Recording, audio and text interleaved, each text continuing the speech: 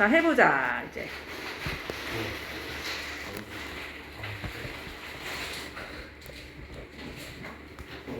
자. 자, 선생님, 우리 지금 인문 관련 질문하고 있어요. 맞아요? 네. 그래, 대답하는 사람 못 받을게요. 자, 얘들아, 첫 번째 문단에서 무슨 일이 일어난다고요? 매우. 그거 오늘 너무 재밌어. 태훈이 짱이다. 처음 문단에서 이제 여러분들하고 얘기를 시작할 거야. 뭐라고 얘기하냐면, 공리주의는 일반적으로 어떤 행위의 옳고 그름이 공리에 따라, 즉, 행위가 그 인간의 이익과 행복을 늘리는데 결과적으로 얼마나 기여했는가에 따라 결정된다고 보는 이론이다. 자, 첫 번째 문단에서 지금 핵심 키워드가 뭐예요? 나 공리주의에 대해서 너랑 얘기하려고 하는 거야. 너 근데 공리주의 잘 모르지? 아니면 내가 생각하는 공리주의랑 네가 생각하는 공리주의랑 다를 수 있지. 내가 알려줄게. 이런 거지. 난 어떻게 보냐면 이렇게 공리주의의 개념을 말하거든. 뭐래요? 일반적으로 어떤 행위의 옳고 그름을 이 행위가 옳고 그르다라는 것을 뭐에 따라? 공리에 따라. 그리고 가만히 있는 게 아니라 여러분 중요하다고 생각하는 부분에 밑줄 치면서 공부하는 거예요. 즉 이라는 표현을 표시해 볼게요. 즉이라는 건 다시 말해주는 거거든. 왜 다시 말하지? 첫 번째 중요해서, 두 번째 어려워서, 세 번째 둘 다. 알겠니? 이게 뭐야? 어떤 거 옳고 그름은 공리가 뭔지 모를 수 있잖아. 다시 한번 맞다. 공리가 뭔지 모를 수도 있지. 행위가 인간의 이익과 행복을 늘리는데 결과적으로 기여하느냐라는 거야. 공리라는 건. 알겠니? 즉 인간의 이익과 행복을 위해서 이걸 늘리느냐는 거야. 이러한 공리주의는 이러한 지시어 잘 따라가야 됩니다. 이러한이 어떤 거야? 이러한이 어떤 거야? 공리주의 어떤 특징이야? 이거 인간의 이익과 행복을 얼마나 늘리느냐 그거 가지고 옳고 그름을 판단하는 게 공리주의라고요. 거기까지 알겠어요? 이러한 공리주의는 인간이 자신과 더불어 다른 존재들의 이익과 행복을 고려해야 한다는 것을 전제로 한다. 자, 이게 특징이지. 어떤 특징을 가지고 있어? 공리주의라는 것이 이 옳고 그름을 따질 때 뭘로 따진다고? 야, 이게 전체 행복이 도움이 돼? 이거라는 거잖아. 그럼 그것의 전제는 뭐야? 야, 내가 좋은 대로만 하는 게 중요한 게 아니라 더불어 다른 존재들의 이익과 행복도 같이 고려해야 된다는 걸 전제로 하기 때문에 그 기준으로 판단하는 거 아니야? 그 뜻이야. 맞아요? 됐어요? 그리고 인간은 자신의 이익과 행복을 증진하려 하는데 그러한 인간이 할 수 있는 행동 중에서 인간의 최대 이익과 행복이라는 최선의 결과, 결국 이거를 옳은 행위로 보는 거야. 됐니? 거기까지 보면 됐니? 좀 어렵긴 해, 이 질문. 1학년 질문은 아니에요. 됐어요? 거기까지? 됐니? 그럼 선생님 지금 굉장히 천천히 하고 너희들 실제로 지금 천천히 해도 돼. 1학년이잖아. 이제 시작이지? 빠르게 읽는 게 아니라 이해가 안 됐으면 다시 읽어. 다시 읽어보고 곱씹고 선생님 지금 하듯이 자기만의 언어로 다시 표현해보고 무슨 말을 하는 건지 자꾸 이해하려고 해야 돼. 자, 공리주의는 이러한 최선의 결과를 뭐로 본대요? 최선의 결과를 표할표 뭐로 본대요? 본래적 가치로 여긴다. 자, 그럼 본래적 가치가 뭔지도 모르잖아 우리가. 그치? 그러니까 또 뭐야? 말해주는 거야. 야, 이때 본래적 가치라는 건 뭐냐면 그 자체로서 지니는 가치를 의미하는데 개념. 이는 다른 어떤 것을 위한 순환으로서 쓰는 도구적 가치와는 무슨 되는 개념? 상대되는 개념. 자, 그러니까 얘는 뭐야? 본래적 가치와 뭐를 대조하고 있니? 도구적 가치. 선생님이 말했어. 이렇게 대조되는 개념 나오면 출제된다고 얘기했어요. 이 개념의 특징 설명하면서 얘 써먹고 그런 식으로. 그래서 최선의 결과를 무엇으로 보느냐에 따라 공리주의는 쾌락주의, 그 다음에 선호, 이상공리주의 이렇게 나누어 볼 수 있다. 질문, 윤재야, 글이 어떻게 나올 것 같아?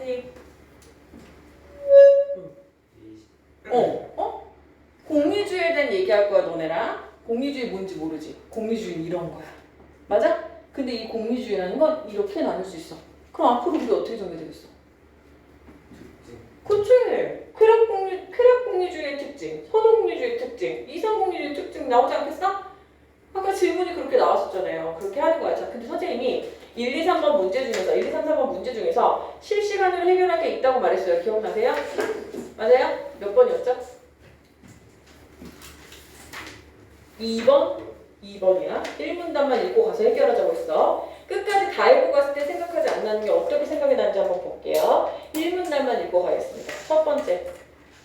쾌락주의적 공리주의와 선호공리주의는 설명 나왔어 안 나왔어? 안 나왔으니까 패스야. 지금 볼 필요 없어? 선호공리주의는 쾌락을 추구하는 인간의 행위 모르지? 안 나왔어 아직? 그지? 3번.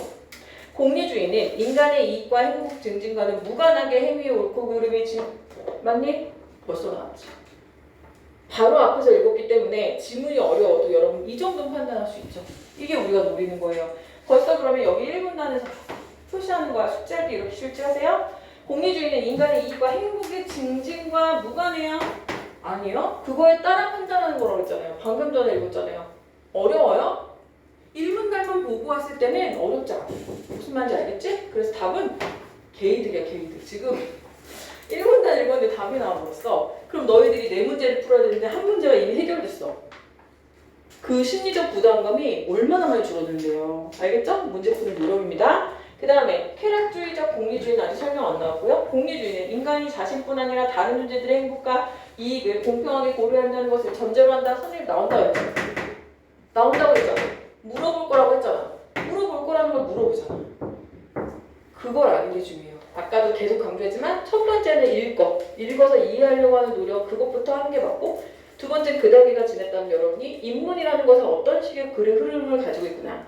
그래서 뭘 물어보는구나. 진짜 문제를 풀어보면서 진짜 물어보네? 진짜 그렇게 나오네? 정말 전제에 대해서 물어보네? 두 개를 비교하라고 하네? 각각의 사례에 적용하라고 하네? 그걸 집에서 이러면서 공부하시는 거예요. 알겠죠? 자, 됐어요? 자, 2번 문제 벌써 풀었습니다. 다시 본문으로 가볼게요. 자, 이제는 하나씩 볼 건데 쾌락 공리주의부터 보겠습니다. 쾌락주의적 공리주의는 뭐래요? 여러분이 읽어보십시오. 옳지. 최선의 결과를 쾌락의 증진으로 보니까 아까 뭐라 그랬냐면 최선의 결과를 뭐라 보느냐에 따라서 나누면 됐잖아. 최선의 결과를 뭐라고 본다고? 쾌락이라고 본대. 그러니까 쾌락 공리주의래. 다시 말해. 왜 다시 말해도 어렵거든. 아니면 중요하거든. 다시 말해주는 거야. 인간의 심리적 경험이 쾌락을 중요하다고 생각하는 거야. 그걸 본래적 가치라고 생각하는 거야. 이 이론에 따르면 도덕적으로 옳은 행위는 자신뿐만 아니라 그 행위가 영향을 미치는 모든 인간에게 뭘 가장 많이 증진시키면 되면 쾌락을 많이 주면 돼. 그러나 중요한 자, 지금 계속 좀 특징인데요. 이제는 뭐예요? 쾌락주의의 공리주의는 어떤 문제를 가지고 있냐면 인간이 어떤 행위를 선택할 때 쾌락만을 추구하는 것은 아니잖아. 우리가 항상 쾌락만 추구해? 그건 아니잖아. 다른 걸 추구하기도 한다는 것을 설명하기 어렵다는 한계를 지닙니다. 됐나요? 쾌락주의라는 건 최선의 결과를, 이 구성원의 쾌락을 어떤 걸 가장 많이 쾌락을 느끼게 하는가에 대해서 관심을 갖는 건데, 문제점은 인간이 쾌락만 추구해? 인간이 만족하면 쾌락에서 나와? 그건 아니잖아. 이런 한계를 갖고 있다는 거야. 자, 그래서 쾌락주의적 공리주의의 이런 한계를 극복하기 위해 등장한 이론이 선호공리주의다 그랬는데, 우리가 아까 2번 문제를 풀긴 풀었지만 만약에 안 풀었다고 생각했다면 1번 문제, 2번 문단을 읽고서 뒤에 가서 또 확인하는 거예요. 알겠죠? 그죠? 2번 문단에 해당하는 거 있어요. 4번 있죠? 쾌락주의적 공리주의는 인간은 쾌락이 아닌 다른 것을 추구하기도 한다는 것을 설명하기는 어렵다. 맞죠? 특징에서 선지를 만든다. 다시 한번 확인했어요? 자, 쾌락주의의 이런 한계를 극복하기 위해 등장한, 한계를 극복하려고 나오는 게 선호래, 선호. 이 이거는 최선의 결과를 선호로 본대. 여기서 선호란 사람마다 원하는 것 혹은 실현하는 것을 말한다. 아까 여기서 한계점이 뭐냐면, 야, 사람들이 쾌락만 선호하는 건 아니잖아, 이런 뜻이잖아. 그러니까 그러면 알았어. 그러면 선호로 하지 뭐, 이런 얘기야. 알겠지? 각자가 지닌 선호를 가장 많이 실현시키는 행위. 선호가 뭐야? 선호. 내가 좋아하는 거. 그거 하는 거야. 자, 이러한 선호가 뭐 최선의 결과라고 설명함으로써 극복했어. 그러나 얘도 뭐가 있어? 한계를 지닌다. 얘들아, 구조 보이니? 각각의 이론의 특징을 설명하고 한계를 설명하고 있는데 지금. 1번 문제의 답이 보이고 있어. 선호공리주의는 보편적인 관점에서 비정상적인 욕구도 있을 수 있다는 거야. 그렇잖아. 변태적인 것도 있잖아. 폭력적인 걸 좋아할 수도 있잖아. 그럼 그래도 돼? 아니잖아. 어떤 사람은 폭력적인 걸 좋아하는 사람일 수도 있고 마약을 좋아할 수도 있잖아. 게임 중독일 도박 중독일 수도 있잖아. 그럼 어쨌든 그 사람이 좋아하는 거니까 인정해줘야 돼? 아니잖아. 그런 뜻이야. 그치? 그래서 안 돼. 그래서 정상적인 욕구에 기반을 뒀냐는 것을 검증하기 어렵다는 거죠. 됐어요? 자, 그러면 이제 거기까지 읽었으면 또 1번, 2번 다시 가볼게요. 세 번째 문단. 선호 공리주의는 2번 볼게요. 쾌락을 추구하는 인간의 행위에 개인의 선호가 반영되어 있다고 본다. 맞죠? 네, 이렇게 찾는 겁니다. 답이 빨리 나와서 그렇지 만약에 답이 안 나왔다면 우리 계속 보고 있어야 될 거예요. 자, 그래서 쾌락주의적 공리주의와 선호 공리주의에 대한 대안으로 등장한 것이 이상공리주의, 이상공리주의. 아, 이것도 안 되겠어. 아, 이것도 안 되겠어. 맞죠? 그럼 얘는 어때? 이 이론은 앞에 두 이론의 어떤 최대 이익과 행복을 가져오는 행위를 옳은 행위로 여긴다. 그러나 이상공리주의는 쾌락주의적 공리주의와 달리 자, 쾌락만을 유일한 본래적 가치라고 생각하지 않는다고 생각해서 극복하고 이 이론은 쾌락 말고도 인간이 추구하는 거지. 진실, 아름다움, 정의, 평화, 평등, 자유, 생명, 배려 등등등 인간이 추구하는 모든 것들, 중요한 가치들을 본래적 가치라고 본다. 또 선호공리주의와는 달리 이상공리주의는 이러한 이상들이 인간이 선호하는 무관하게 추구해야 될 가치. 이상적인 거 말 그대로. 그지? 아까 선호공리주의의 문제가 뭐였어? 만약에 폭력을 좋아하는 애면 그러면 걔가 폭력을 하면 되는 거야? 도박을 좋아하는 애면 그래도 되는 거야? 라는 문제가 된다면 이상공리주의는 인간이 추구해야 될 이상적 가치들을 선정을 함으로써 그런 것으로부터 자유로워졌다 이런 얘기죠. 이해됐어요? 이상공리주의에 따르면 본래적 가치는 뭐라고 써있어? 잘라줬지.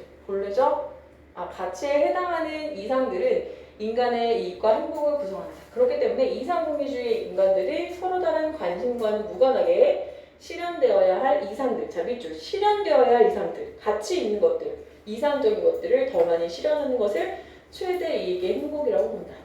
얘도 한계는 있어. 문제가 있어. 좋아. 인간이 추구해야 될 아주 아름답고 바람직한 가치들을 이상이라고 놓고 그걸 추구하는 건 좋은데 그들 사이에 뭐가 일어날 수 있어? 뭐가 일어날 수 있대? 갈등과 충돌이 일어날 수 있대. 그 문제가 몇 번에 있어요? 3번에 있죠. 3번에 있죠? 3번이 좀 어렵죠. 됐나요? 공리주의에서 말하는 최선의 결과에 대한 논의는 지금도 계속되고 있다. 인간의 이익과 행복을 증진하는 노력을 공리주의의 담론에서 최선의 결과에 대한 논의는 결론 났어 안 났어? 결론 났어 안 났어? 안 났지. 계속 지속되고 있다고 끝내고 있어요. 자, 이제 문제를 하나씩 해결해 볼 건데요. 1번 볼게요. 한 몇 번이에요?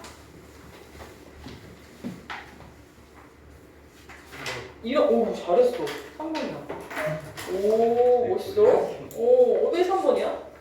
이거 세 가지 된다. 그치. 서로 다른 관점을 제시한 다음에 각각의 주장과 한계를 중심으로 설명했지. 완벽하죠. 잘했어요. 다 맞췄어요?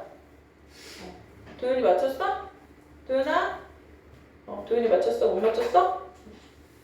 자, 4번 보자. 3번 보자, 3번. 3번이 어려워. 자, 이거야. 봐봐. 이 지금 3번이든 4번이든 간에 결국은 제대로 이해했는가를 물어보는 거잖아요. 그죠? 자, 그러면 A에 관한 학생 관해라고 했으니까 A가 뭔지 우리가 확인해야 돼요. A가 뭐였어요?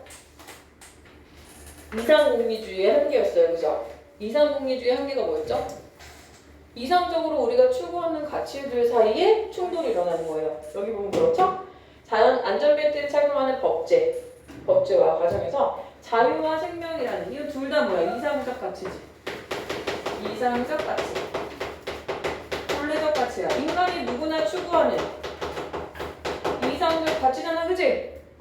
그런데 억지로 매개하고 벌금 주고 벌점 주고 그러면 뭐를 침해하는 거예요? 얘를 침해하는 거. 그치? 그렇다고 자유를 지켜주기 위해서 자유롭게 해주면 어떤 문제가 생겨요? 생명 지킬 수 없다. 뭔지 알겠지? 야, 문제 진짜 잘냈다. 그래서 사회적 차원에서는 내가 생각할 때는 인간의 행복이라는 가치를 상위의 목적으로 설정하고 얘가 지금 어떤 오류를 범했냐면 인간의 행복을 어떻게 상위의 목적으로 설정해서 자기 마음대로. 그지?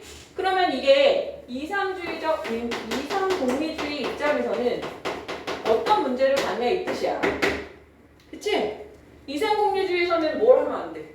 그 가치관끼리의 우열을 두면 안 돼. 안 되잖아. 그죠? 그래서 얘는 어떤 오류를 범했냐면 야 생명이란 가치를 사회적 차원에서 인간의 행복이라는 본래적 가치를 실현하기 위한 오히려 도구로 얘를 생각했다는 거. 그치?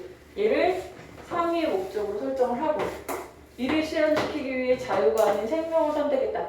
실현시키기 위해니까 얘는 도구잖아 지금. 그죠? 얘가 지켜야 될 거고.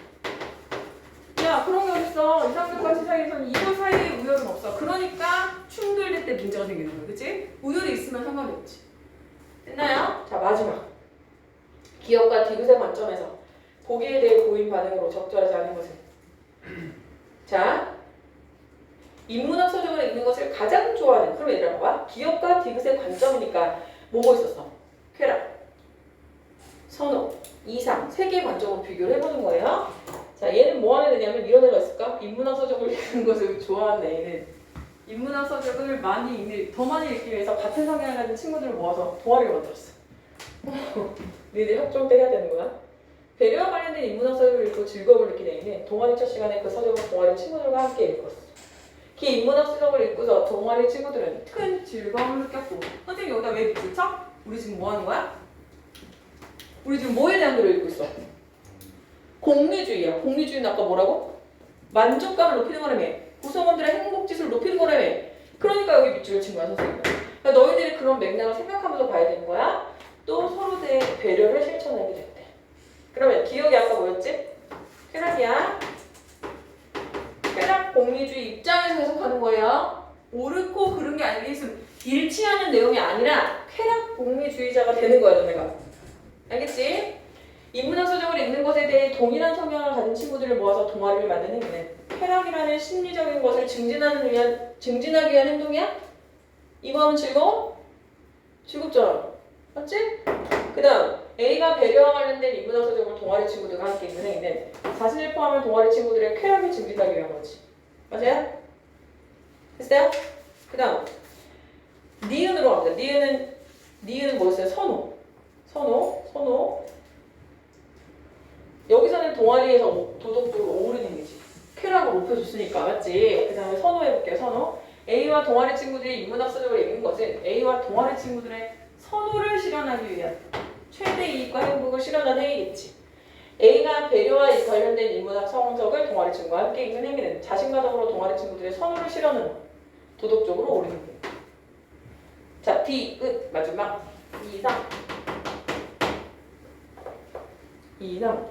동아리 친구들이 배려와 관련된 인문학 서적을 읽고 동아리에 대해서 실현한 배려라는 것은 배려에 대한 그들의 관심에 따라 실현해야 되는 이상이라고 볼 수 있겠군. 어때요? 이상하죠? 이게 무슨 말이에요? 배려와 관련된 인문학 서적을 읽고서 동아리에 실현한 배려라는 것은 배려에 대한 그들이 실현해야 되는 이상이야? 배려가 그래? 이상이에요? 그런 말은 없죠 지금. 네, 그래서 답은 그렇게 되겠습니다. 자, 예술제재로 한번 넘어갈게요. 예술제재는 조금 쉬워요. 예술제재 비문학은 오늘 예술제재까지만 할게요. 자, 예술제재라는 거는 어떻게 읽어야 될까? 예술제재는 예술작품을 창작하는 이거 틀렸네? 창작인데 장작 불을 태웠네. 창작하는 과정에서 나타나는 작가의 사상이나 표현 기법, 예술과 관련된 시대 문화적 특성을 다루게 됐어. 이때 화제와 관련되어 있는 별표 구체적 사례는 무조건 나온다. 구체적 사례. 얘도 지금 비슷한 게 여러 가지 유파들이 나올 수 있잖아요. 예술도 여러분 무슨 후기 인상파, 인상파, 입체파, 야수파 막 들어봤지? 미술 같은 데서. 그죠? 바로크 시대, 고딕 양식, 바로크 양식 이런 거 들어봤잖아요. 초현실주의 이런 거 들어봤죠? 그런 입장, 견해 이런 것들이 나와요. 근데 얘네들의 특징은 뭐냐면 당연히 그 예술적 표현 기법이나 이런 특징들이 있고 또 하나는 별표, 다른 대상이나 작품에 적용하는 게 꼭 나와요. 그래서 예술 문제는 또 뭐가 많이 나오냐면 이렇게 그림이 나옵니다. 그림 넘겨보세요 여러분. 그림 나중에 보시면 재밌다니까. 니네가 나중에 실제 공부를 할 때 집에 가서 예술지문 관련을 찾아봐. 이렇게 사례에 적용하는 게 되게 많아. 그럼 진짜네? 그렇게 하면서 공부의 재미를 느끼는 거예요. 알겠죠? 자, 우리가 여기 앉아가지고 이 짓을 왜 하고 있는가를 생각해보면 참 기막히죠? 그죠? 이게 우리가 왜 읽고 있어야 되지? 라고 생각하지 마시고 비문학 지문은 재밌는 게 뭐냐면 상식이 풍부해집니다. 그죠? 우리가 언제 공리주의에 대해서 이렇게 그죠? 선호 공리주의를 어떻게 알고 몰라도 돼요? 유식해지지 않아요 되게? 알겠죠? 쾌락 공리주의. 오늘 두 번째 시간에 네, 예술 한번 해볼 거예요. 네, 예술 지문 그렇게 되어 있는데요. 거기는 그래서 1번을 보시면 각 예술 장르의 특성이나 경향과 관련된 내용을 정확하게 파악하는 거 인문이랑 좀 비슷해요. 맞죠? 그 다음에 예술가의 관점이나 태도, 뭐 예술 세계 이런 것들 그 다음에 서로 다른 예술가의 경향 비교하는 거 나올 수 있어요. 얘는 이렇게 했는데 얘는 이렇게 했다. 얘는 이걸 비판했고 얘는 이것을 더 선호했다. 이런 식으로 나옵니다. 세 번째 꼭 잘 나오는 건데요. 예술 작품에 실제 적용하고 감상하는 그런 내용들이 나옵니다. 자, 문제 한번 확인해 볼게요. 1번 문제 뭐가 나왔죠? 1번 문제. 내용 일치 문제 나왔습니다. 어떻게 한다고요? 실시간. 당연히 실시간. 계획을, 전략을 짜보는 거예요. 자, 그 다음에 윗글을 바탕으로 할 때 선생님 나온다고 했잖아. 윗글을 바탕으로 할 때. 선생님의 질문에 대한 대답으로 적절하지 않은 거 고를 거예요. 적절하지 않은 거 고를 거예요.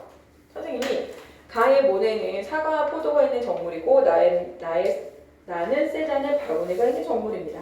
이 두 작품은 각각 모네와 세잔의 작품 경향이 잘 반영되어 있는데요. 작품 경향을 바탕으로 가와 나를 감상해볼까요? 그랬어요. 자, 그럼 여러분 생각해보세요. 이거 괜히 나왔겠니? 아닐 거야. 분명히 두 개의 특징들이 있을 건데 학교에서는 잘 못 내는 게 뭐냐면 이제 인쇄 상태가 잘 안 좋아가지고 잘 못 내는데 수능에서 나옵니다. 얘 지금 보이세요? 분명히 이 작품의 특징들이 지문에 있을 겁니다. 그 다음에 세 번째, 자 보기를 바탕으로 할 때 세잔의 화풍을 기억과 같이 평가한 이유 잘 보세요.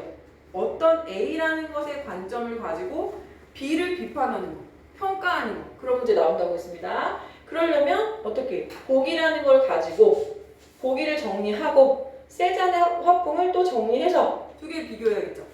그죠? 그러나 이럴 때도 중요한 건 여러분 반드시 뭐가 있어요? 공통적인 연결고리가 있어요. 주목하고 있는 대상이라든가 주목하고 있는 어떤 기술이라든가 표현 기법이라든가 이런 거예요. 됐나요? 자, 이거는 아까 거보다는 조금 쉬워요. 그래서 한 5분 드릴게요. 5분 동안 빠르게 한번 해봅니다. 중요한 거 밑줄 쳐가면서 그 다음에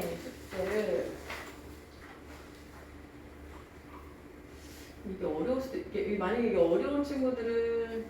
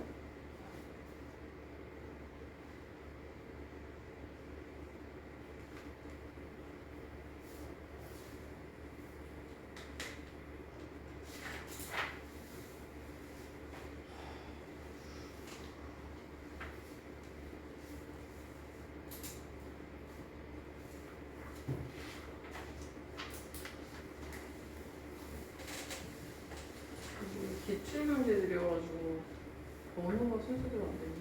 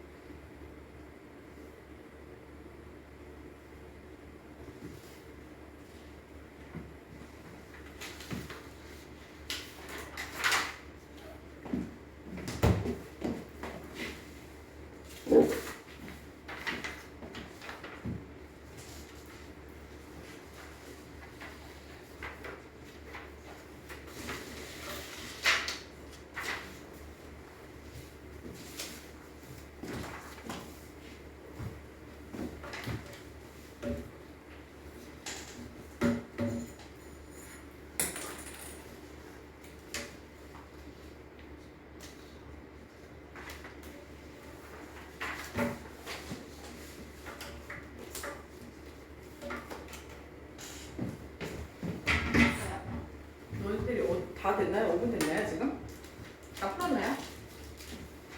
자, 여러분이 집에서 하실 때 만약에 어떻게 해야 될지 모르겠고 막막한 친구들은 기본적으로 그냥 문단별로 내용을 정리하는 것만으로도 충분히 또 공부가 되니까 내용 정리하는 것부터 좀 해보세요.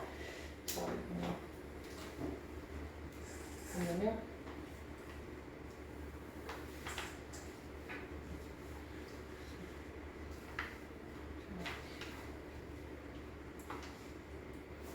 어디였어? 해보자. 뭐 그렇게 되게 뭐 어렵진 않죠? 이거는 그죠? 해볼만 하죠? 자, 해볼게요. 그러면 처음부터. 자, 또 다시 한번 생각을 해볼게요. 사진이 등장하면서 회화는 대상을 사실적으로 재현하는 역할을 누구에게 물려줬대요? 사진에 넘겨주게 되었고, 그에 따라 화가들은 회화의 의미에 대해 고민하게 되었대요. 자, 그럼 첫 번째 문제를 통해서 이거를 뭐에 대해서 얘기할 거예요? 회화의 의미에 대해서 얘기하는 거죠. 회화의 의미를 어떻게 고민했는지 회화의 의미에 대해서 한번 얘기해 볼 건데, 그 원인이 됐던 건 뭐예요? 사진의 등장입니다. 사진의 등장이 뭔데? 왜? 이게 실제로 나중에 너희들도 뭐 유럽 갔다 온 친구도 있을 거고, 너희 나중에 니네는 뭐 유럽을 가는 게 그렇게 어려운 세대는 아니니까 가서 미술 작품도 혹시 봤는지 모르겠는데, 선생님은 진짜 너무 깜짝 놀란 게 레이스 하나하나가 진짜 레이스 같이 그려놓은 그림들이 되게 많았던 것 같아. 그게 뭐냐면은 굉장히 사실적으로 원래 그리는 게 서양화의 특징이었단 말이야. 그치? 근데 사진이 등장한 무슨 의미야? 혜성, 사진에 나왔어. 혜성아? 혜성이 어제 몇 시에 잤어? 3시요. 야! 안 된다고. 왜?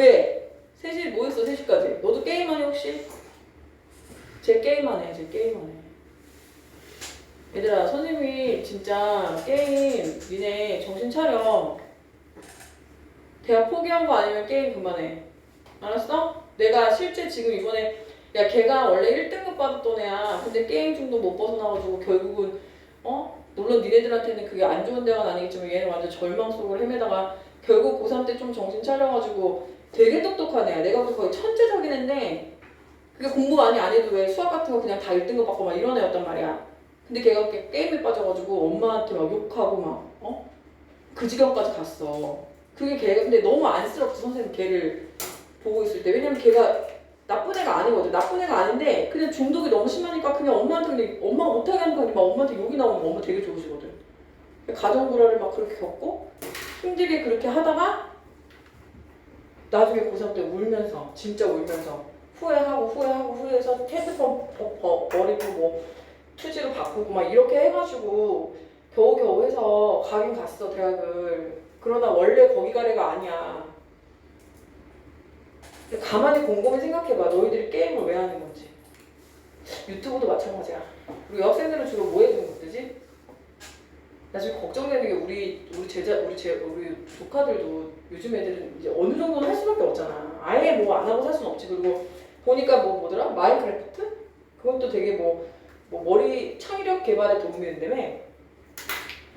그래갖고 나한테 막 설명하는 거 초등학교 1학년 애가 똘똘하긴 해. 그거를 막 만들어가지고 막 나는 하나도 재밌는지 모르겠는데 아무튼 나한테 막 엄청 설명해. 자기 집을 막 만든 거 막 설명을 하는데 좀 걱정스러워. 근데 니네가 지금 고1인데 혜정이도 너 보니까 딱 3시까지 네가 책을 읽었거나 뭐 공부를 했을 것 같진 않고 3시까지 우리를 버티게 하는 동료가 뭐야? 아니 이해한다니까? 나도 드라마에 빠져가지고 그런 거 막 새벽 4시까지 막 핸드폰으로 맞아가면서 보고 막 이래. 선생님도 그래. 어른도 그래. 거기 꽂히면. 근데 그 결과가 하루하루 쌓여가지고 빚어지는 결과는 너무 끔찍하다는 거지. 네 인생을 걸만한 건지 묻고 싶어 혜성아. 그치? 오해하지마. 니네가 지금 일반 보니까 시험 그 중간고사 기간에만 딱 공부 열심히 해가지고 성적 좀 올랐지? 그치? 택도 없어. 고2, 3까지 갈 것 같아? 택도 없다고. 그럼 거기서 멈출 거야. 이제 거기가 끝이야? 너의 뭐 전교 1등까지 올라갔어? 아니지?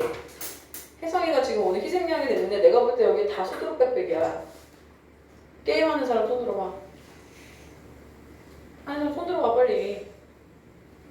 봐봐 다해. 전원이야 전원. 뭐야 통일했어 뭐야. 윤재는 안 해? 끊었어? 근데 왜 주위 불안해 왜? 주위를 왜 둘러? 혹시 여학생들도 게임해요? 미나 하니 게임? 좀 하다 끊었니? 언제 끊었니? 몇 개월 전에? 힘들었겠다. 금단 현상 없니? 윤재는 얼마나 해 게임? 저요? 1시간. 하루에? 적을 땐 1시간. 많을 땐? 3시간? 국어는?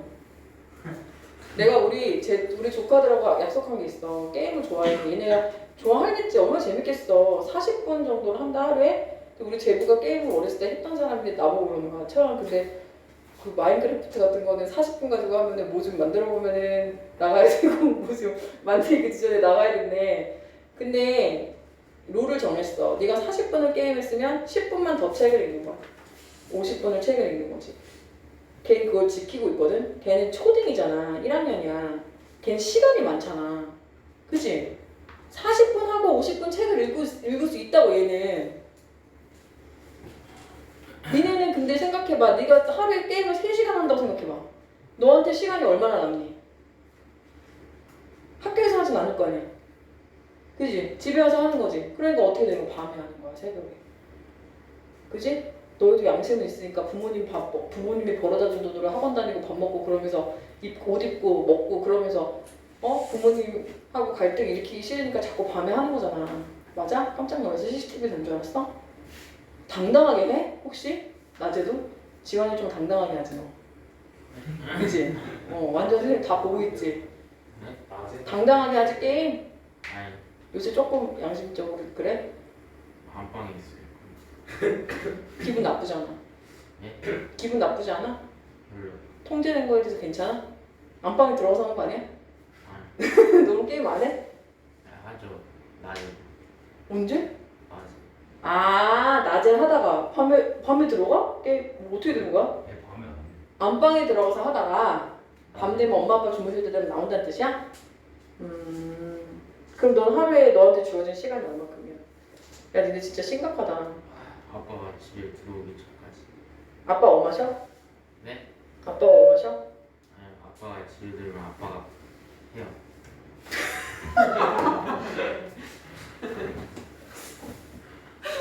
반전이네. 아, 아빠한테 자리를 양보하는 거야? 지현아. 네. 얘들아, 야, 양심적으로 공부하는 시간보다 게임하는 시간이 긴다는 게 말이 되냐고. 근데 이해는 한다고. 재밌잖아, 게임. 재밌잖아. 아, 재밌겠지. 근데 그 다음에 결과를 생각해야지. 태원이는 얼마큼 해? 많이 안 해요. 그게 얼마큼 해요? 내가 얼마큼이냐고 그랬잖아. 한 6시간. 많고적고는 내가 하는 거야. 내가 얘기하는 거야. 대여섯 시간? 프로그램 할 거야? 뭐 아니면 게임 할 거야? 아니 2시간 아니고. 그러면 야, 니네 진짜 심각하다. 게임 잘안 하는데 유튜브 민준이가 어이구 그러세요. 유튜브로 바꿨어요. 야, 니네 내가 공부를 왜 못할까에 대해서 생각해본 적 있니? 어? 야, 안 하는 거야 니네가 전혀. 야, 충격적이다 진짜. 민준이 너한테 안 물어볼 줄 알았지? 민준이 몇 시간 해? 2시간 2시간? 2시간이요. 2시간? 민준이 학교 가기 전에 새벽에 일어나서 게임해. 아! 야, 우리 그러면 그런 프로그램 내내 할래? 게임처럼 하는 거야. 밑줄 긋고 어휘 맞추고 맞히는 거야. 정립되는 거야, 포인트가. 그거 해보자, 우리 그러면. 우리 남학생들이 좀 해봐야 될 것 같아. 그걸로 할게요. 빈문화. 알겠지? 한번 해보고, 실험적으로 한번 해보고, 이거다 싶으면 계속하고. 아, 나 질문이 있는데, 공부를 잘하고 싶어? 좋은 대학 가고 싶어? 아니야? 그걸 한번 좀 생각해봐, 진지하게. 알겠지? 그리고 내가 그럼 무엇을 먹고 살 건지, 근데 고등학생이면 내가 이제 뭐 먹고 살 건지에 대한 고민을 해야 돼. 아버지가 이건희는 아니잖아. 그치? 그렇다고 우리가 차은우처럼 생겼냐고. 선생님도 내가 수지처럼 생겼으면은 공부 안 했을 수도 있어. 근데 거울을 봤더니 공부를 해야 되겠더라고. 왜 웃어? 아니라고 해야지. 사회생활 이거 해봤어? 뭐 먹고 살 건데? 어? 예전에 하다못해 선생님 주변에도 물려받는 거 많은 애들 있거든? 근데 똑같이 물려받아도 공부한 거 없고 노력하면서 살아보지 않은 애들은 다 말아먹어, 금방. 도박을 하든 투자 사기를 당하든 투자를 하든 어쨌든 다 말아먹는다고. 알겠어? 근데 물려받은 것도 없고 차은우처럼 생긴 것도 아니고 뭐 믿고 안 하냐? 뭐 기술을 배우든지 그러면. 제발 집에 가가지고 이번에 내일 이제 학교 안 가잖아. 밤에 게임하지 말고 뇌를 뇌를 마비시키잖아. 그거는 네가 공부를 딴 데서 머리를 막 쓰고 푸는데 잠깐 쓰는 건 선생님도 반대 안 해. 반대 안 해. 근데 그게 아니라 너의 생활을 지배하고 있는 건 너무 창피한 거고 너무 위험한 거지. 전원이 다중독이네. 이거 어떡하면 좋아.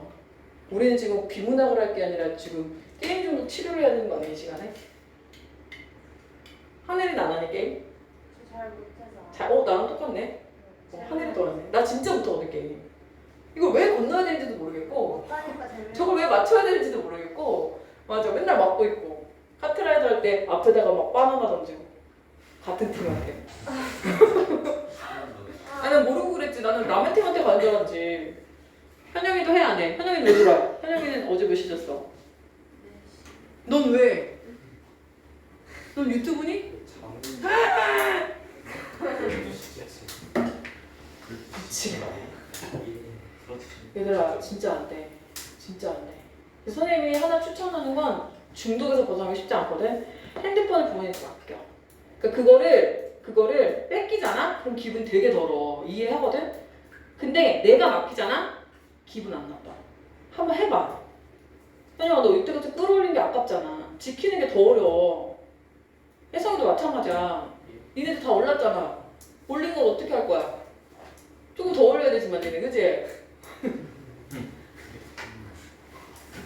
알겠어? 야, 이거 니네 다 심각하다. 아니 진짜야. 이제 부모님한테 뺏기면 기분 더러워. 나 인정해. 그래서 부모님한테도 웬만하면은 강제적으로 뺏지 말라 그래. 고1은 그게 초딩이나 중학교 뭐 이런 애들이나 뭐 겁먹고 그러지. 근데 니네들 하려면 별짓을 다 하는 거 알아, 선생님도. 우리 둘째 저기 큰 조카는 5학년인데도 벌써 그러더라. 근데 너무 귀여웠어. 나한테 어제 둘째 조카가 얘기하는 거야. 어머, 어떻게 말하지? 왜 했더니 어제 어른들 운동 갔을 때 형아가 싱크홀이랑 블루홀 유튜브로 찾아봤어. 그러니까 싱크홀이나 블루홀 찾아보는 것도 얘가 초등학생이니까 유튜브 허락 안 받고 보면 안 되는데 이렇게 생각을 한 거야. 그래서 내가 걱정 마. 어차피 그 리스트 다 아빠한테 보여. 했더니 재생목록도 삭제했어. 이러는 거야. 초5도 그런다고. 그러니까 니네가 하려면은 얼마든지 하겠지. 안 돼.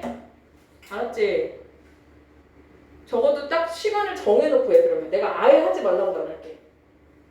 적어도 공부 시간보다 많이 하지 마. 그지? 그래야 뭐 독서가 빠져나갈 거 아니야. 게임 독서를 공부 영양분을 채우면 어느 정도 밸런스는 될 거 아니야. 알겠어? 얘네 오늘 숙제랑 같이 하루 스마트폰 사용량을 같이 적어. 야, 아니 이거 진짜 심각한 문제야. 얼마나 시간이 잘 가는데 게임하거나 유튜브에 빠져있으면. 내가 게임은 아닌데 유튜브는 나도 하잖아. 그 알고리즘이 얼마나 무서운데. 내가 왜 김남준의 집까지 보이냐고 어디 인테리어 찾아보다가 김남준 집까지 가 있다고 내가 지금. 알겠지? 아, 걱정되네. 해보자. 선생님 너무 충격받았어 지금. 전체가 지금 충격이야. 19세기 말. 자, 이렇게 시기적으로 얘기가 나오면 표시해줘야 돼.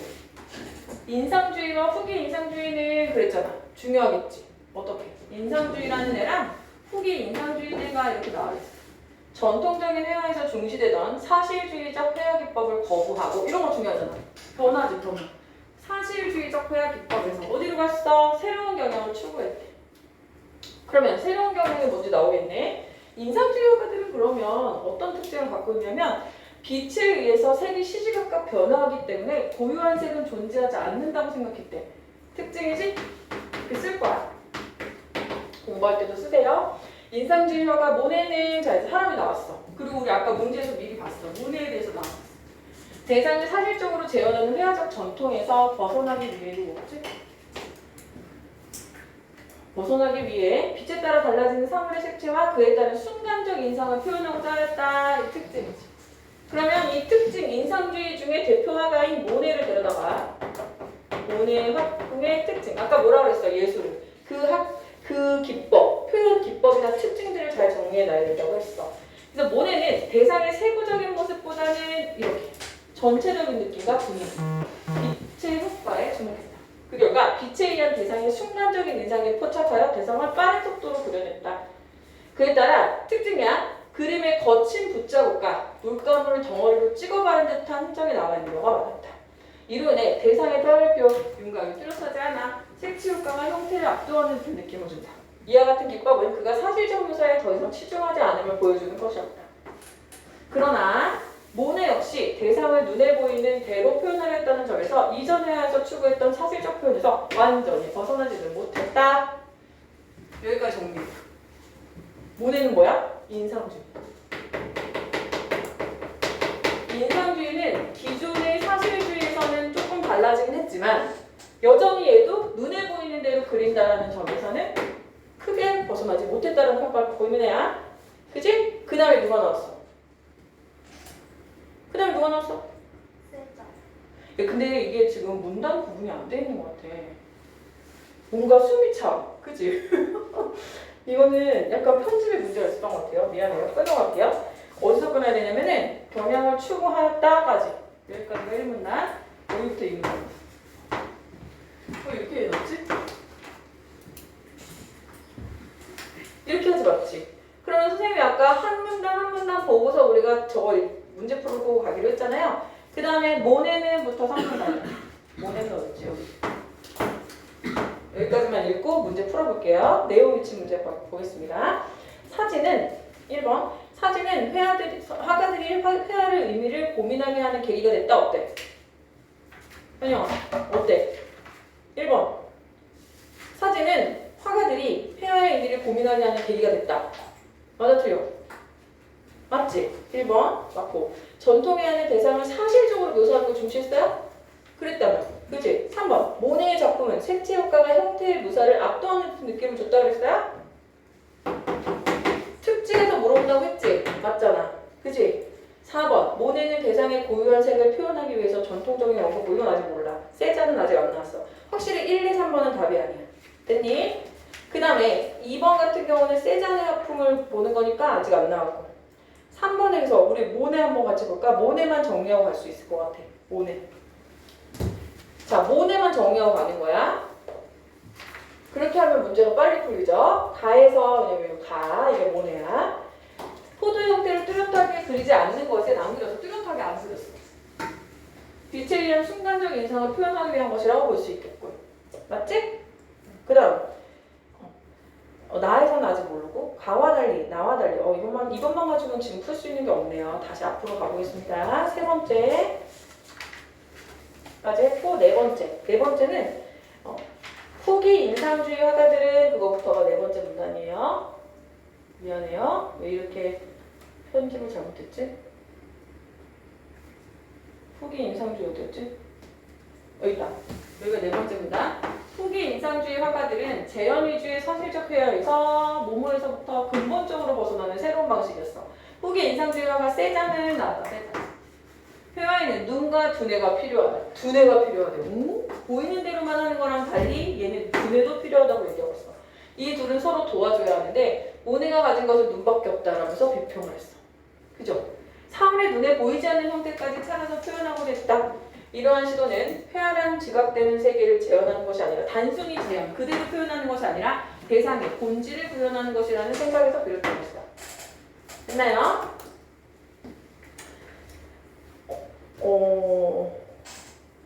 됐어요? 거기까지가 네 번째 문단, 그 다음에 다섯 번째.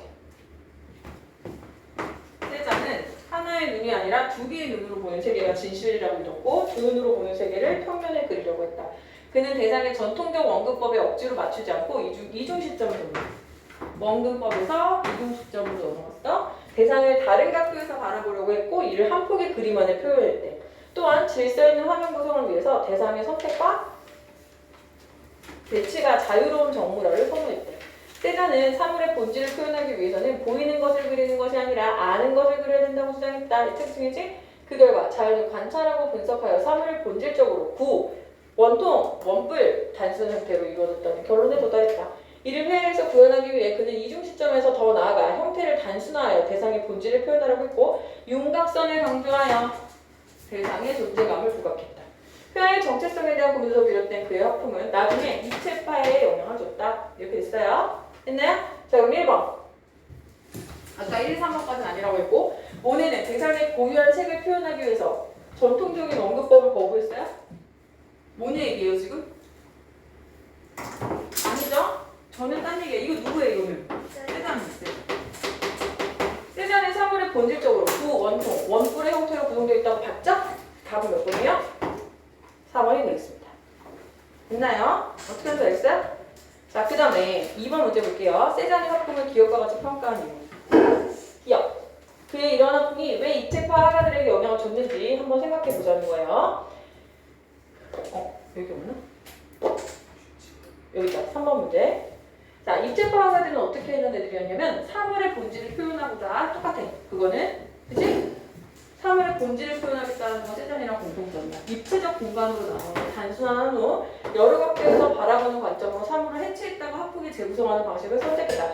여러분이 알고 있는 대표적인 입체파 화가가 피카소잖아. 피카소는 그래서 어떻게 그림이? 사실적이지가 않고 되게 이상하지. 코가 막 이렇게 생겼다가 막 눈은 여기 있고 맞지? 팔은 막 이렇게 생겼고 너 미술 이거 하늘이 미안해 하늘이 있는 데서 내가 그림을 그렸네 이런 식으로 그렸잖아. 뭐야 구성을 다 입체적 공간으로 나눠 단순한 후에 얘는 여기서 본 거, 얘는 여기서 본 거 맞아요? 이렇게 한 게 일찍 가요. 맞아요? 됐어요? 그러면 다음 몇 번일까? 가장 적절한 거. 1번. 대상의 본질을 드러내기 위해서 다양한 각도에서 바라봐야 되는 관점. 그게 공통점이라 그런 거예요. 마지막 3번 해볼게요. 3번. 두 개 비교하는 거잖아. 2번. 비교해보는 거잖아. 이게 뭐야? 대상의 윤곽선 뚜렷하죠? 보이세요? 그리고 전형적인 언급법을 쓰지 않았어. 막 구성 하나도 안 맞아 지금. 크기도 그렇고 배치도 그렇고. 자, 그래서 가 포도의 형태를 뚜렷하게 그리지 않는 것은 빛에 의한 순간적 인상 맞고요. 나에서는 질서 있게 화면을 구성하기 위해 질서 있게 화면을 구성한 거라고 볼 수 있을까요? 의도적으로 대상이 선택되고 배치를 하는 거예요. 그래서 정보라를 좋아한다고 했었어. 맞아요? 가와 달리 이런 문제는 다 이렇게 묶어놔. 이부터 하는 거야. 나에 있는 정말대로 뚜렷한 윤곽선을 그린 것은 존재감을 부각시키기 위한 것이라고 했잖아 아까. 그치? 맞는 말이야? 가는 아니잖아? 그러니까 맞는 말이지. 맞는 말이에요.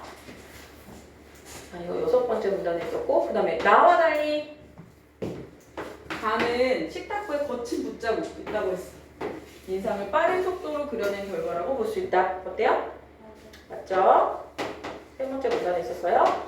가와나 모두 사물을 단순화해서 했어요. 틀렸죠? 누구만? 나만. 얘만. 여전히 보이는 대로 그린다는 한계가 있다고 했었어. 사실적 제한에 아직도 제한에서 벗어나지 않았다라고 비판했었어. 완전히 벗어났다는 누구만? 얘만. 얘는 아닌 거예요. 됐죠? 답은 5번이에요. 제 선생님 중간에 충격적인 얘기를 들어가지고 지금 너무 놀래가지고 지금 진정이 안 돼요. 달라져야 돼요. 알겠죠? 그러니까 숙제할 시간이 어딨어. 야, 근데 솔직히 너무하지 않냐? 야, 아버지가 예를 들면 회사는 안 가고 게임을 하고 회사 업무는 안 해. 게임은 하고. 정상이냐?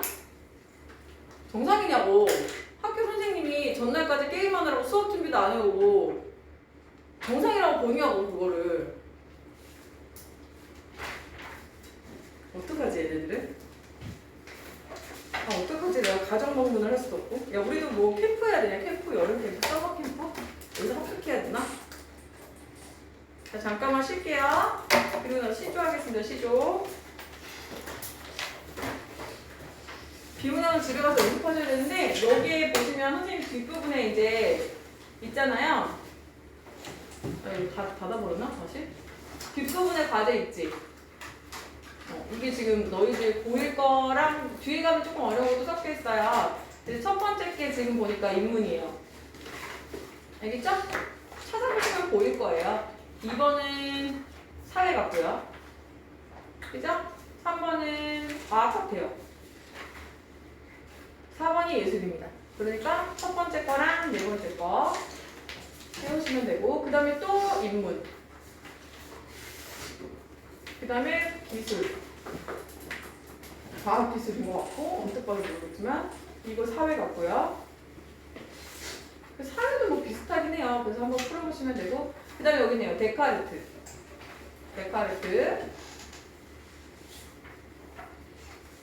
이거 사회. 실존주의. 이거 저거 같고요. 인문 같네요. 인문. 그래서 이거를 제가 볼 때는 5개만 해오는 거. 5개. 알겠죠? 자기가 만만한 거 해도 돼요. 5개 찍어서 올려야 돼요. 반드시 이번에는. 아까 선생님 말한 대로 문제도 분석하고 더 할 수 있는 사람 당연히 더 하는 거예요. 기본이 5개요. 기본이 5개. 만만한 거 하세요. 하고 싶은 거 하세요. 그리고 만약에 내가 이거 너무 어렵다 그런 친구들은 중학교 거 사도 된다고 했어. 사. 알았지? 네. 전화할 거야. 부담되잖아 서로. 그지? 오케이. 쉬는 시간.